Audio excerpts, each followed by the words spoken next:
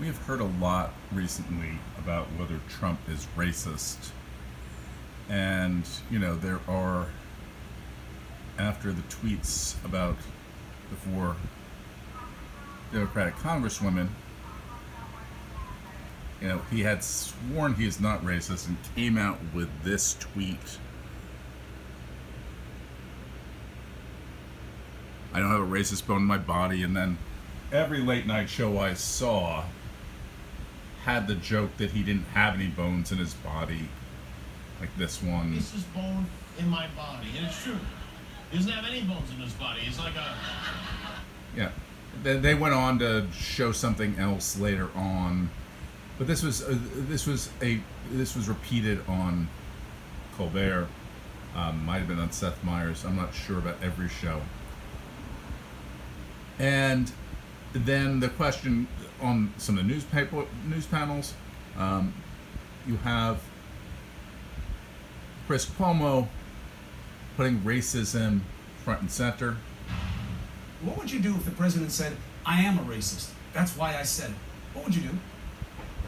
Then I would not defend him, because there's no Really? excuse for racism in America. Would you still support him Really? as president?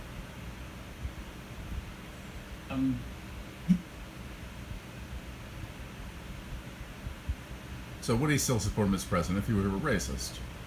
You have to He said- think he said- about he whether said- or not you would he said- support a racist? Really? So that's all very interesting, but most presidents we've had have been racist. First 10 out of 12 presidents were slave owners, and some after that as well, I think.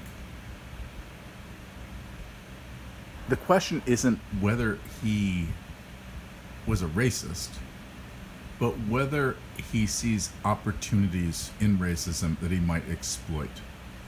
Because Trump is a great salesman, he's a huckster.